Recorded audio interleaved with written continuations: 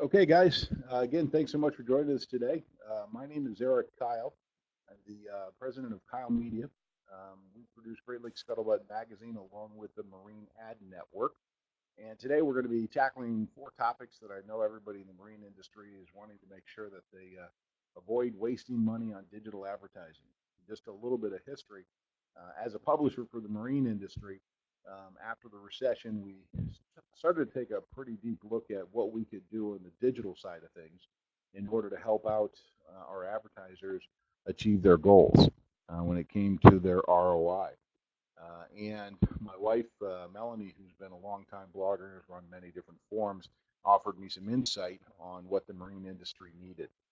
The first thing that was very apparent to us is that we were about 3 to 5 years behind the digital marketing times as most other industries that were out there. So we implemented an ad network for the marine industry about 4 years ago. We've been growing the Marine Ad Network for some time, and we work with hundreds of publishers in the marine industry, along with hundreds of different advertisers in the marine industry, to try to help grow their businesses. And so we have a lot of experience with doing digital advertising, and this webinar is an effort to try to help others in the marine industry discover ways to not waste money on their digital advertising and become more productive. So I'm going to introduce to you Melanie Kyle. Melanie is going to be walking you through these 4 points that we have today. And if you wish to respond at all, there's a chat that you can join. And if you have any questions, just simply write them out in that chat room, and we'll be more than happy to answer them one at a time. So with that, I'm going to give you Melanie Kyle with the Marine Ad Network. Hello, everyone. I understand that some people are having problems with their audio. If that is the case, I am going to re-record. Sorry, I'm listening to some in my office. I'm going to actually re-record it later as well on a better microphone and resend it out to you guys. If you're having problems, I completely understand. So thank you so much for attending today. I am going to be talking about 4 ways to stop wasting money on digital advertising. I'm going to speak a lot about my past experience with clients here at the Marine Ad Network and try to touch on topics that each of them find confusing and frustrating on a daily basis. So let me go ahead and share my screen with you. 1 second.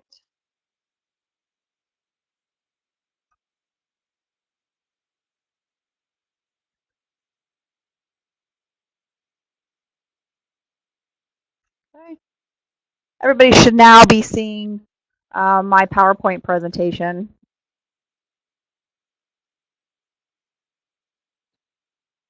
Okay, perfect.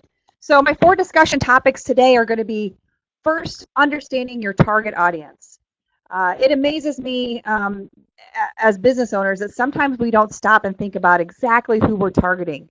Many times I'll get on the phone with our new clients and I'll say, all right, tell me who you want to target today.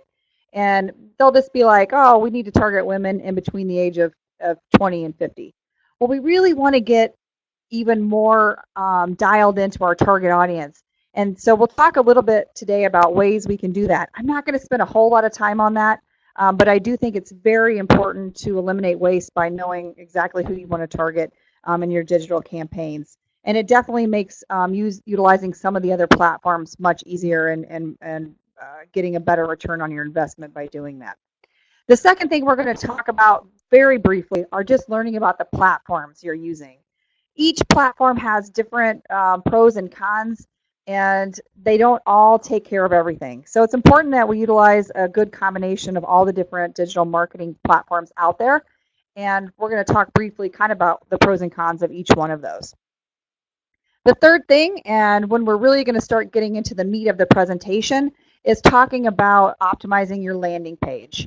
Here at the Marine Ad Network, we really encourage our clients to either work with us to design a new landing page or develop a web page on their website that is specifically used for their digital marketing campaign.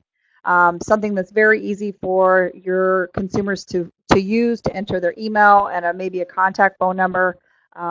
We just want to reduce those barriers to entry and get those leads to you right away. And then the last thing, and this is where really the meat of the presentation is going to be, and that is understanding how to track and review your results. Without that, you might as well just be throwing your money in a fire. Without knowing how to track and see what kind of conversions you're getting and what kind of e-commerce sales you're making, it really just doesn't do very much good in the digital marketing world. All right, so let's move on and let's start with understanding your target audience. All right, my first slide here is I just kind of wanted to start out with kind of talking about common digital advertising myths. These are things that I see clients getting hung up on all the time. So first, clients to your website are the most important thing. Well, clicks to your website are great, but if those clicks are not converting, they're not doing a very good job. So I see a lot of agencies out there and a lot of other people promising lots of clicks to websites.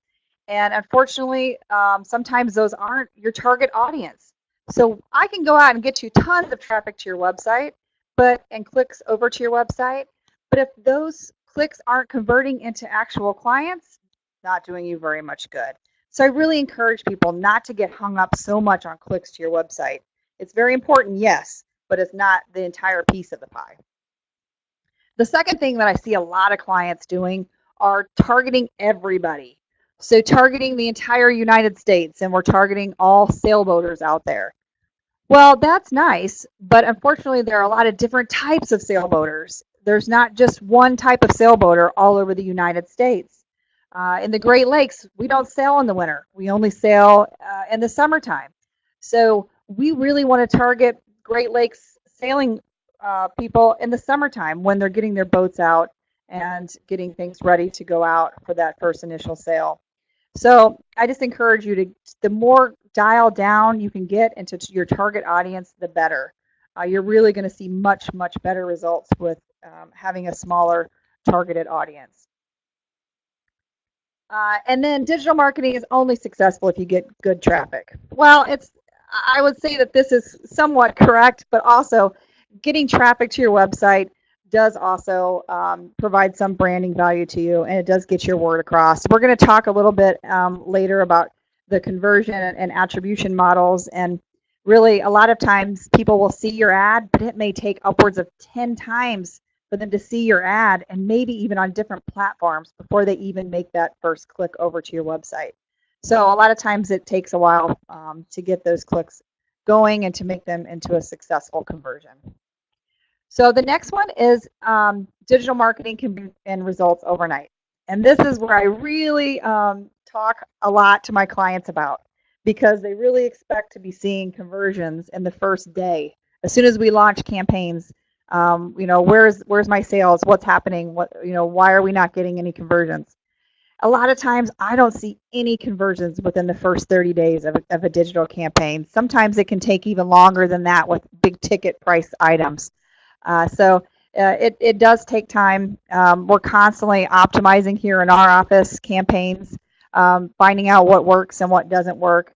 And then once you get that magic number, and once you figure out exactly those results you've gotten from your conversion tracking and your A/B testing, then we can really dial in and start seeing those conversions happening more repeatedly. So those are just a couple things I wanted to start with, just to kind of get the conversation rolling. And again, if you have questions as I go, feel free to pop them into the chat box, and we'll answer them either as we go or at the very end if they are something completely different than what we're talking about. All right. So the first thing that we're going to discuss is understanding your target audience. So again, don't waste money just to get more visitors to your website. I've used a lot of these cartoons because I feel that they really set the tone on how our office feels and how we feel our clients, their frustrations are. So this one's, who else should we target? And it's just men or women, because we find that people just don't understand who their existing audience is. And then the second thing, and this is where I really enjoy and find a lot of fun, and that's scoping out the competition. And I'm going to show you some really cool tools that you can use for free even, that will kind of help you get out there and find out what your competition is doing in terms of CPC, Google search models, or if they're doing any kind of display. And one of them will even show you the actual ad. So we'll get into that in a minute. That's a really fun thing for me. All right. Analyzing your existing audience. Again, these are your customers that have already bought from you. You know what they're doing. You know what they like. So utilize these people. Send them surveys. Find out as much information as you can about your current customers. And then find out what needs they have. What are we missing? What do we need the ads, if you're doing display, what do we need these ads to look like? What do we need them to say? And then determine the product and customer fit. And so that's where we really sit down with our clients and we talk to them and say, okay, what are we really trying to do here? Who are we trying to reach? Are we worried about safety on sailboats? Okay, well then let's design the ads to reflect those needs and what the customer is looking for. And so there's some other ways that you can do this as well if you don't know where to start. I like a product, it's called Demographics Pro. And it will actually, if you go in, you can put in your social media profiles, and it will actually show your profile of your audience. So it's really neat to see. And this is really just a starting point, and this will get the conversation rolling in your office. It's very inexpensive to use this program, and it also helps if you want to do some competitor analytics as well. This is just an audience profile for Harley Davidson. And so you can just see exactly what their audience stats are, what their average income is, where their audience location is. And again, I would take this and then just dive in a little deeper. But if you can come to any of the agencies that you're working with, or if you can go and AdWords and set the tone for exactly who your audience is, your results are going to be so much better. And your conversion rates will be so much higher. So the more detailed, again, I can't stress that enough, the more detailed you are, the better it's going to be. If anybody's having problems seeing my screens, let me know because it's bouncing around on me here. The next slide here, it just shows some of the basic demographics that Demographic Pro provides as well. It gets into very detail. It actually spits out about a 40-page report for you, and that will allow you to see. I see someone says they're not even seeing the slides. So again, we're having some major technical detail or difficulties. So I will re-record this so everybody has the slides in order.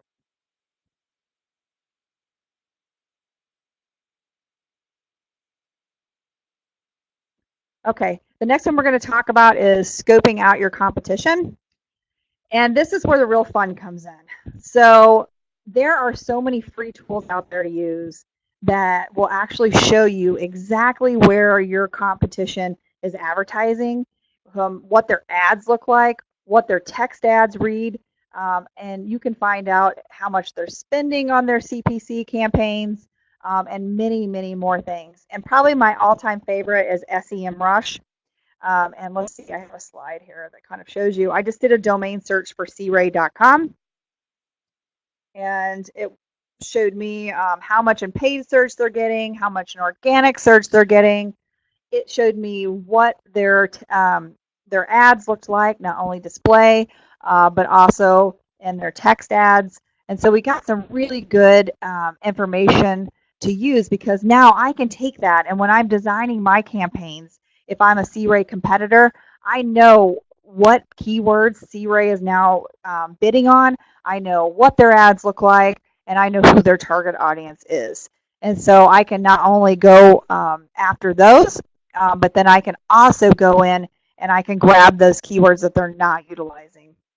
And so all four of these tools will definitely help you in terms of finding out where your competition is. And again, a lot of them will give you free information to start. It's not going to be everything they have to offer, but it will give you definitely enough to be dangerous. The only one that is not free at all is What Runs Where. And that's a really good tool to use if you're using display campaigns. It will actually allow you to download ads, and those are all display ads.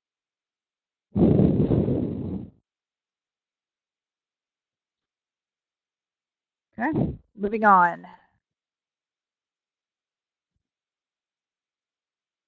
Okay, can everybody see slide 2, get informed on your platforms?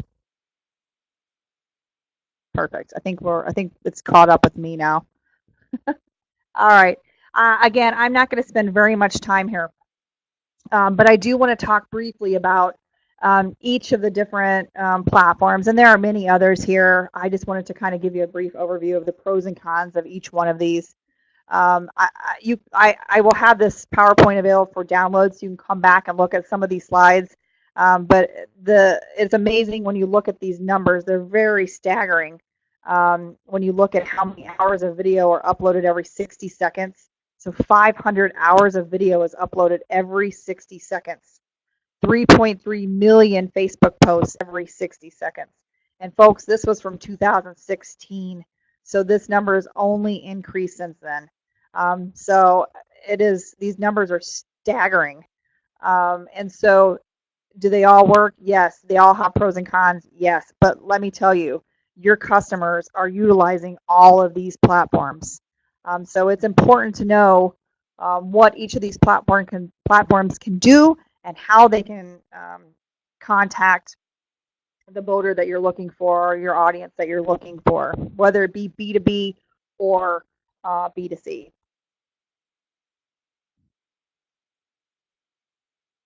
All right, so I'm not going to spend a whole lot of time here with Google AdWords. Most of you know what Google AdWords is. You know, some of the advantages to Google AdWords, you can position yourself at the top of search results very, very easily. One thing I've noticed in the marine industry is we are kind of behind the times in terms of digital advertising. And so I think that if you get in now, you'll find more likely than not that your competitors probably aren't bidding on a lot of those keywords. I have done so many searches trying to find advertising with keywords that people just are not utilizing. The main one I find that people are using is boats for sale if you're a broker. Or a manufacturer, but for the most part, there's so many keywords that you could be bidding on, and the results are instant. So you don't have to wait a week to get your ads going, you know, or a month, or if you miss the deadline for a print magazine. So you can be on the internet literally in an hour with AdWords, which is great. An unlimited number of keywords, so you can go in and do your A/B testing as much as you want to make sure that your results are what you would like. And again, that goes with A/B testing and finding out what keywords you should use. Again, those tools that I showed you on the previous slide will give you a great starting point if you're just starting out with Google search, because it will give you a list of the keywords that your competitors are actually using and bidding on, or showing up organically for. So that's a great list to start with. Disadvantages, you pay per click, and this can add up and add up fast. You could have your competitors going out there clicking on your ads, which let me tell you, that happens, and it happens a lot. And you can also be bidding on the wrong keyword. I worked with a client before who had an anchor company, and he hired an AdWords expert that called him up and started a search campaign for the brand name of their anchor. And guess what? The brand name of the anchor happens to be a very popular video game that is being played out there. And so he was getting tons of traffic to his website right away. Well, guess what? None of them were for his anchor. They were all for video games. So he lost a lot of money very, very quickly because it just wasn't set up right. He was paying per click.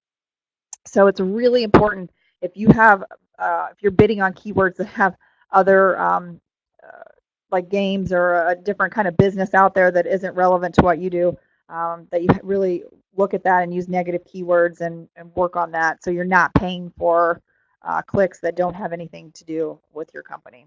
And it happens so much more than you think. Another disadvantage to AdWords is it's super time intensive. You have to be monitoring this all the time. This is not something that you can set and let go unless you've got years of data. This is where agencies come into play. I highly recommend companies, if you're not familiar with AdWords, go out and find an agency or find a company that can help you with AdWords, because I can tell you the money that you're paying, you're going to save, and the time that you're spending. So it's very, very worth it. They're experts. They know what they're doing inside and out, and they can really help you in terms of setting up those search campaigns. And another disadvantage I find with AdWords is the limited segmentation. So when we talk about social media, we can segment down to recently retired males that live in Toledo, Ohio. So it really allows you to get in there and segment. But unfortunately, AdWords, it does have some, and we use some audience profiling with AdWords, but it's just not as detailed as some of the other platforms. So those are just my advantages and disadvantages. Again, there's probably a lot more we could add here, but I feel like most of you probably have a good handle on AdWords. Okay, my next slide is Facebook. So the biggest thing that I love about Facebook is probably lookalike audiences. So what we do is we go in and we upload a list of our current email list subscribers for our magazine. And what happens is Facebook will scrub all of those email addresses and they'll come up with a list of matches that we can target to. And then what happens after that is Facebook does its magic and it creates lookalike audiences. So people that have the same interests and the same demographic profiles as the ones that match from our list. It's really a wonderful, wonderful tool we use very, very frequently. And if anybody has any questions about that afterwards, I would be more than happy to go through with how to do that. But it's just as simple as uploading your current subscriber list. Audience targeting, again, I just touched on that briefly a second ago. That audience targeting is so awesome because of how detailed you can get. Unfortunately, Facebook removed a lot of the targeting options over the last year, some of the big ones that I liked because of some people that were doing bad things in the targeting arena. But there's still many, many more left. So if you want to go in and target, like I said before, people who have retired in the last year and who are between the ages of 70 and 75, who make an average or have a net worth of over $1 million, you can go in there and do that. It's very, very, very powerful tool when you go in and target your campaigns with that. Another thing I like about social media is how powerful your visual messages can be. You can use video, you can use just all kinds of images and scroll through pictures and to let people see your message. It just really captures their attention a lot easier. And then again, just a huge reach. You saw the numbers, the number of posts I was talking about a second ago. I mean, those numbers are just staggering and they just keep growing. So I can guarantee your customer is out there.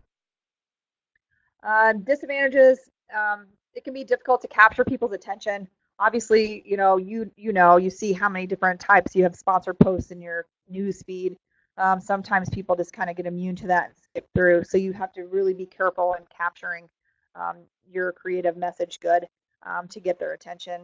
We use social media quite a bit when we do our boat show targeting. And it's amazing when the message when the visual matches what they're doing in that time. It's amazing what the results can be because if they're on a boat and they see an ad for a boating related product, it's going to capture their attention. I guarantee it. It does me when I get them. And so I can guarantee that you're going to get much better results if you can find out where your audience is at that moment and tailor your ads to match what they're doing in their activity at the time, whether it be a boat show, being out on their boat for the weekend, anything like that. Again, the disadvantages, time commitment. Again, I don't feel like this one requires as much of a time commitment as AdWords does, but it does require a lot of A/B testing and a lot of help in that arena. Again, I can't stress enough, agencies do a great job with helping out with Facebook ads if you need help with this. So they can more than likely help you out with AdWords and Facebook all at the same time. And then the last one, and we have had this happen occasionally with some of our clients at boat shows, is negative comments.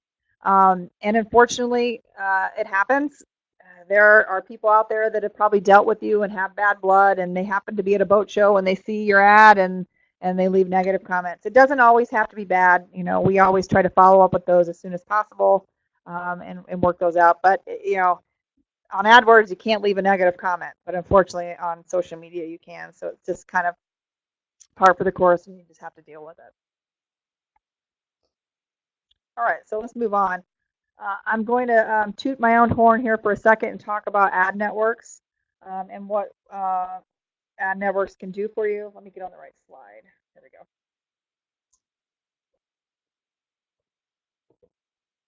As you all know, that I work for the Marine Ad Network, and so I think the advantages of working with ad networks are their knowledge of the boating industry. Again, things like the Fortress anchor dilemma I was talking about earlier. That's not going to happen here in our office. And if you work with agencies that have knowledge of the boating industry, that's not going to happen there either. So just knowledge of the boating industry and how it works is really going to be to your benefit. Another advantage is we're able to go in and geofence boat shows. So we go in and we target boat shows and because we know that your clientele is at the show. And so we go in and we capture them right there while they're in that boat show. And that has been wildly successful for our office and our clients. And we have seen some fantastic conversions coming out of targeting boat shows, not only consumer-based shows, but also B2B shows like METS or IBEX or any of the marina shows. So that I can get into later offline if anybody has any interest in geofencing boat shows. Another product that we offer is hyperlocal targeting boat owner registrations. And so this is a new product that we've recently added. We worked to get boat owner registrations here in our office, and we actually could target the home of the boat owner through coordinates. So again, this has been very successful for us. So we can go in and target all Sea Ray owners in Toledo, Ohio, with a Sea Ray over 40 feet. That is year 2000 and newer. And so it's very, very detailed, and it's been very successful with people who have very specific target audiences that they're trying to reach. And then our targeting options for our display campaigns, all the publications are in the marine industry. We segment out all of our publications between what vertical they're in, whether that be fishing, and then we do saltwater, freshwater. We have sailing, and so really we segment our publications out into the correct vertical, but they are all in the marine industry. So we know that our publications are getting the type of traffic that our clients need and want. I would say some of the disadvantages I've heard are the cost. Sometimes the cost can be a little bit higher, and that is because we're able to target much more detailed audience with doing that, and unfortunately it tends to cost a little bit more. And then the types of ads that we have to offer. Unfortunately, some of our publications just aren't utilizing video and content marketing yet, and so we have to use what our publications have to offer. And sometimes those aren't just the kind of type of ads that you would like to see. They're just your very basic standard banner ads. But we're growing with our publishers, and we're trying to educate our publishers as well as how to incorporate video into their websites and how to start doing content marketing and things like that. And so I think that you'll see a big change in the marine publications over the next few years, really getting up to date with where they should be in terms of their platforms. All right. Does anybody have any questions so far? That's kind of the end of that. Now I'm going to kind of go into the meat of landing pages and understanding your analytics. All right. So let's move on to optimizing your landing page. So this is something that I feel really, I feel our clients struggle with the most, and that is optimizing your landing page. I feel like a lot of times we just send them to the home page and then let them figure it out. Well, it's very hard if they're seeing a banner ad for a specific product and then they're going to their home page. It sometimes makes it very difficult for them to navigate, or if they're on a phone, it makes it even harder for them to navigate and to find it, and so they just leave your website. So the landing page that you utilize really needs to reflect the banner ad that you're showing. So if it's for a specific product, it really needs to either go to the page on your website, or it needs to go to a customized landing page that talks about that product. If you're e-commerce based, a lot of times it just makes sense to go directly to that product on your website because you have your shopping cart incorporated into it. However, if you're selling a service, or you're a broker or anything like that, it really helps to have a customized landing page done. that makes it very simple for you to just enter the customer to enter in their name, email, phone number, and what they're interested in. And then that information would go back to you to follow up with. But we find that having these customized landing pages, the conversions are 10 times higher than they are if they're just going to their home page of their website. This one that I showed you here is from International Marine. This was actually used at Fort Lauderdale Boat Show. They did a geofencing campaign at the Fort Lauderdale Boat Show, or excuse me, it was Miami. And they received about 50 lead submits directly at the show for repowering their engines. So it was very successful for them. But the big reason why it was so successful is because we really removed all the distractions. We removed everything that made it messy. It was very clean. The form was super easy to submit on a phone because 90% of the people at a boat show were on a phone, and they had very, very good results with this. So I just encourage you to be very careful with the design and layout of your landing page. And again, we help our clients here with landing pages all the time. It needs to be very visually appealing and very easy to maneuver and use. The form needs to have as few forms as possible, form fields as possible. I have had some clients in the past try to utilize forms that have 20 different lines that they have to fill out. Let me tell you, as being a consumer, I'm not going to sit at a boat show or I'm going to sit, at a boat broker and fill out that form that's long, that is that long. It's just not going to happen. So we really need to just get it down to as few fields as possible and have them just fill that out. I encourage people to remove all distractions that you can from the landing page. And so we don't have any links here going to social media. We don't have the menu bar for International Marine listed here. So we try to make it just as distraction free as possible. And that really helps get the lead submits up as well. The next example I'm going to show you is on a mobile. There we go. So again, 90% of people at a boat show are going to be on a mobile device. So for doing campaigns like that, we have to make sure that the landing page is mobile friendly. If it's not at a boat show, you're still at least 50% of your traffic is going to be on a mobile device. And so it's very important that these landing pages are very mobile friendly, and that will help as well. And again, this form, actually, when you hit request a brochure, it's opened up to a small form, and it was simply name, email, and phone number, and that's it. And then this was delivered to the client, and then the client followed up through a phone call or through an email directly to the interested party.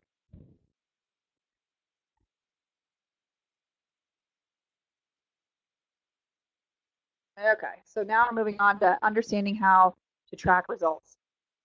And somebody sent me this cartoon a while back, and I thought it was absolutely great. And I see this a lot. And so how did your campaign do? It did great. Nearly 0.1% of people clicked on our ad, possibly some of them on purpose, which beat all of our benchmarks and exceeded the industry average. Did it actually drive any sales? Your guess is as good as mine. So don't worry if you're in the same boat. I would say probably 75% of the clients, if not more, that come to us for help are in the same exact boat. They don't have conversion tracking set up. They don't have attribution tracking set up. And actually, believe it or not, most of them don't even have their website analytics set up properly either. And so don't be embarrassed or ashamed if that if that's where you're at. It does happen all the time. And we can help you. Agencies can help you. Any of those people that you're working with, just ask them to take a peek at what how you have this stuff set up, and they can go from there. All right, so we're just going to talk briefly about website analytics, conversion tracking, and then attribution. I'm not going to spend a whole lot of time on attribution. It becomes very complex very fast, but I do want to touch base with it because I do think it's important to look at. Okay, so website analytics, and this, of course, I'm talking about Google Analytics. Some of you may use a third-party tracking system, but I'm sure most of you probably just use Google Analytics. I always encourage people to perform an analytics audit. If you haven't done this in a while, or if you just set up your analytics and left it with the default, you might want to just go in and make sure things are set up correctly. And then also, we always encourage our clients, at least here, to develop a tagging system with Google URLs, because inevitably, if they don't, they're going to come back to us and say, your numbers don't match our numbers. And that happens frequently. And the reason is because Google Analytics tracks things differently than all your other ad networks. And so it's always going to look different. But if you don't have your analytics set up right to begin with, it's definitely going to look different because it's going to mess up your reporting and your analytics, and it's definitely going to cause a lot of frustration on your part. And so I do have this PowerPoint available for download, and in the PowerPoint in a second you'll see that I give you a little cheat sheet on how to tag your URLs correctly. And if you do this, then you're going to be able to go back to your analytics and you're going to be able to see exactly each campaign that you're paying for and how it's performing, and if you have conversions set up, how many conversions resulted as a result of that. Again, the one thing that I like to use that will show you how, let me switch slides. This is not working very well for me. Okay, here we go. I like a little thing called Tag Assistant by Google. What this does is you just add it to your Chrome and you hit record, and it's going to tell you if you have your tag set up correctly for Google Analytics. And it's amazing. This is one of the first things I do with every single client that comes on board here is I go on and make sure their Google Analytics are set up right. And it's at least over half people do not have their analytics even coded correctly. And so it's very important that you go in and you make sure that your Google Analytics code is properly placed. This is something very easy to do that won't take you a very long time, but it will definitely relieve a lot of headache in the end because you'll know that your analytics is reporting correctly. I was going to show you a little demo here, but since I'm having trouble with the slides to begin with, I'm not going to move over to my desktop. But if anybody wants me to show them, or people want to put in their URL, I can provide you your results later if you'd like. But again, I would encourage you to go back and do it at some point. It shouldn't take you very long. All right, so Google Analytics UTM tagging.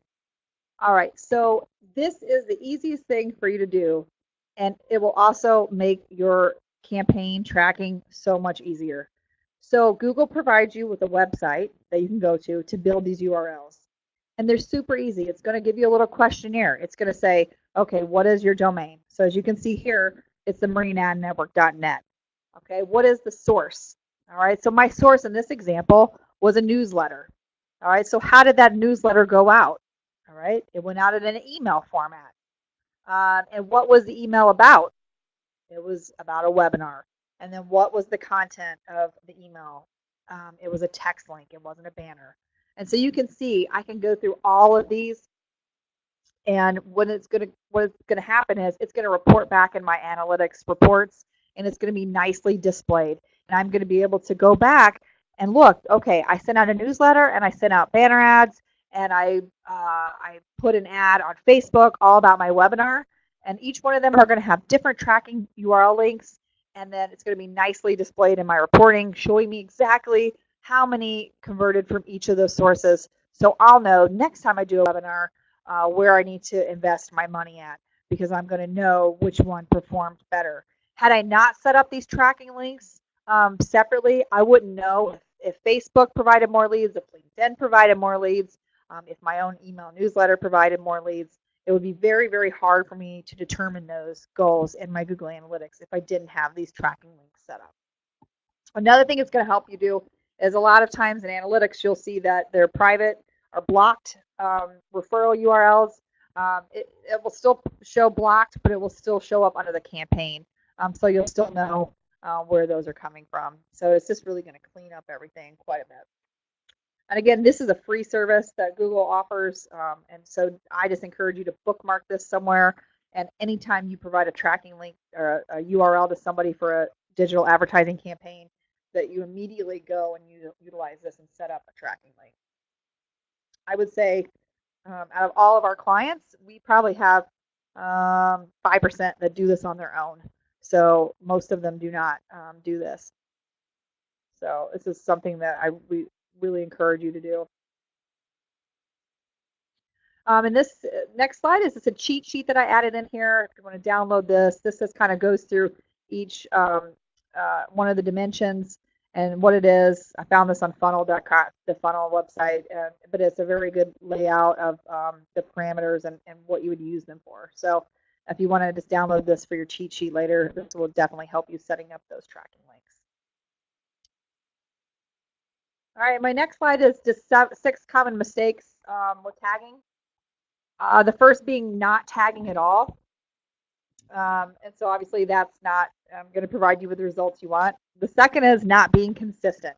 So maybe on my display campaign, I'm using tagging links because the Marine Ad Network set them up for me, but then I'm going and using Facebook on my own, and I'm not using these correct links. And so it's just a mess, and it's not being consistent.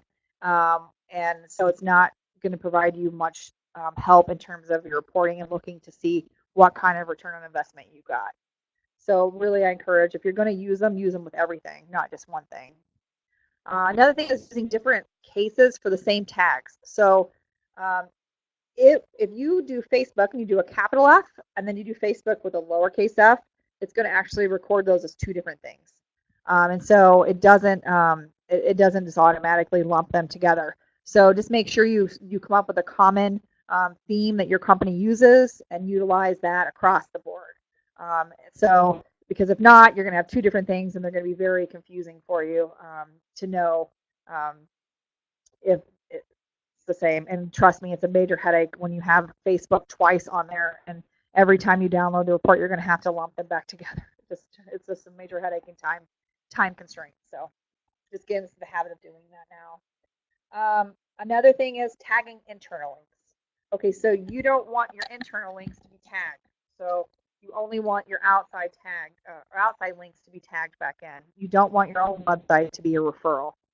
So you want to actually see who's from the outside is referring you back to the website. Using campaign names that are too long. That happens quite a bit as well. So just make them as short as possible. It makes it easier and cleaner. And then using UTM parameters for things they are not meant to be used for. Again, that kind of goes back to internal links and things like that. All right, let's move on. Now this next slide is what is a conversion. And this is really the bread and the butter of our conversation today. So this is what it all boils down to. This is, we have everything now set up right. We know we know who our audience is. We know where we're gonna go to get our audience. We have our analytics set up correctly. We have our tracking links set up correctly. Now what? All right, so now what happens is we need to make sure we have conversion codes put into place for each of these different platforms that we're using. Every different platform that you advertise on is going to have a different conversion code. So my recommendation is to use Google Tag Manager if you don't have it on your website already. It really helps streamline things, especially if you work with an outside company that manages your website. You don't have to email them every single time you need a code placed. So it really helps in that aspect. It helps us being an ad network, or it's going to help the agency as well, because they could actually just log into your tag manager and place those codes in a couple seconds versus having to contact your IT person or having you take time out of your busy day to stop and do this. So it will definitely speed things up. Google loves the tag manager. So you won't have any problems once you place it. You can typically, if you Google whatever your website's built on, WordPress, Google Tag Manager, you'll get directions on how to place it. It's very easy. But what happens is that you can then go in and you can set up all your different conversions in the Tag Manager. We do utilize a third-party conversion tracking system here in our office, so I'm sure some agencies utilize that as well.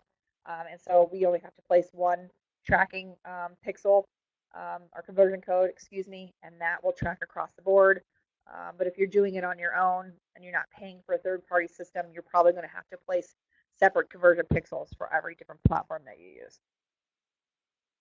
So one of the most common misconceptions about conversions are that it only works if I have an e-commerce platform. So if I'm actually selling goods on my website. So, but in reality, I look at conversions as anything that is of value to you that the customer does on your website. So for us, it's valuable when a customer downloads our media kit because we know they're interested in advertising with us. It's valuable for us if the customer watches our video. It's valuable for us if a customer calls us or initiates a chat on our website. So all these different things are very important to us and really begin um, the dialogue and our journey of making that visitor become a customer. And so I really encourage people to set up their conversions like this for all the different things that they're doing that means something. Not only the e-commerce portion of things. Of course, that means a lot when they go in there and they actually purchase something. That's the end result, right, or the end goal. We want them to purchase something. But there definitely are other things that they're doing on your website that are going to be valuable to you as a company to know. And you'll be able to tell, all right, well, we had 50 people watch a video. How many of those converted to a sale from there? And so we can really go down the line and go through the customer's journey from the beginning to the very end. And remember, like I said before, sometimes we see people are having to view ads 10, 20 times before they actually make a purchase. So there are lots of different steps along the way before they actually make a purchase. And we talked a little bit about tracking or how to set up conversion tracking just a second ago with the Google Tag Manager. And again, that helps. It really is very simple how to do it. It sounds very overwhelming at times because you're dealing with code on your website. But for the most part, it's just a very short piece of code that's put on the confirmation page or on any of the other pages if you're tracking videos or download brochures, things like that. So it's very, very easy to place. But without having conversions placed, there is no way to know how much your return on investment is with a campaign. So it can be great if I can come back to you with the Marine Ad Network and say, okay, we had 100 people go to your website last month. That's great. You guys, we see that as very successful. But in all reality, if you don't know how many of those 100 people became a customer, then it really does you absolutely zero good. So we are really encouraging our customers to start establishing conversion pixels. And even if you're not e-commerce based, even if you're a B2B, even if you're a service,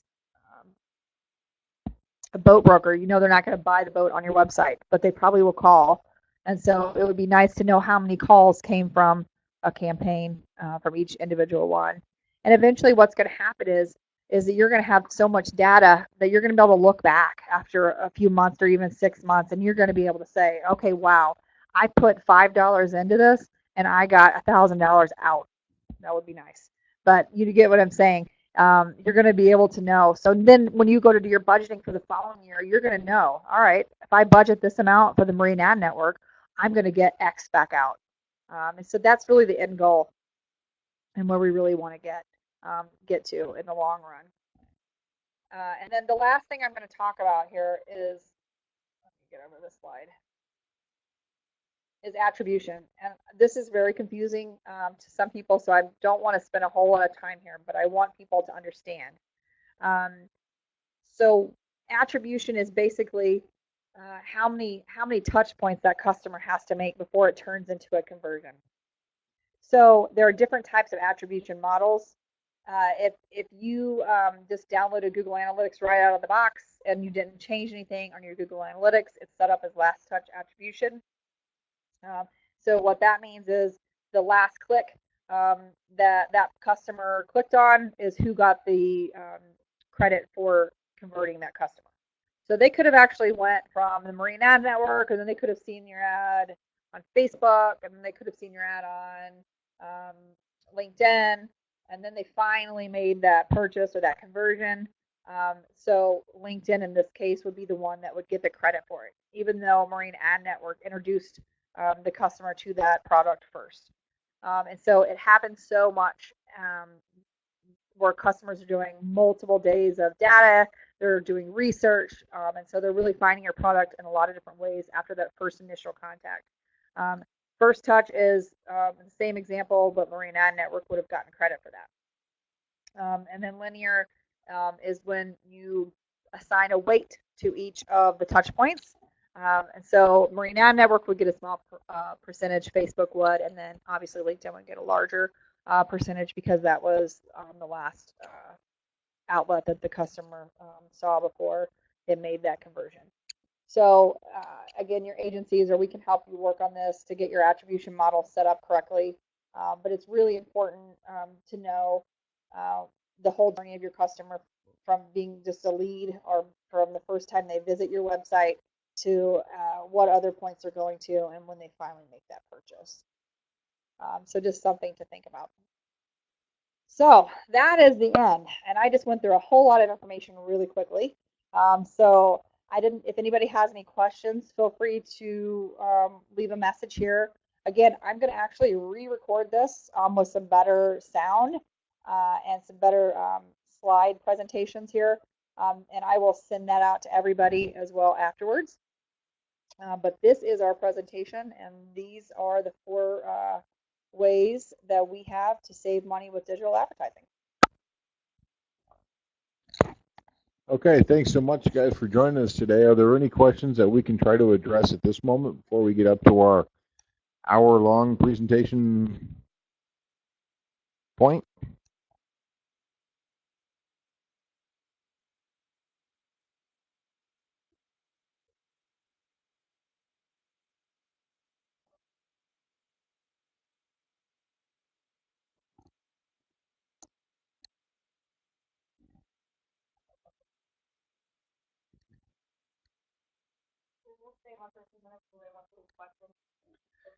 Yeah, we'll stay on for a few minutes if anybody wants to leave a question. If not, have yourselves a wonderful day, and we hope to be doing these webinars on pretty much at least about a monthly to bi-monthly basis. So make sure that you check in with us every so often to see when we're going to be scheduling the next one.